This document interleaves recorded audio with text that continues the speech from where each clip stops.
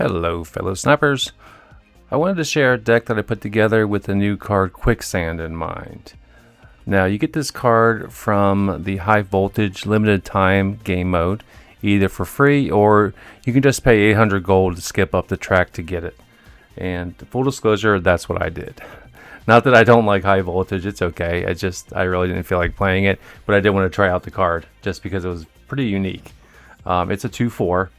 What it will do is the next time your opponent would start a turn with bonus energy, they don't get it.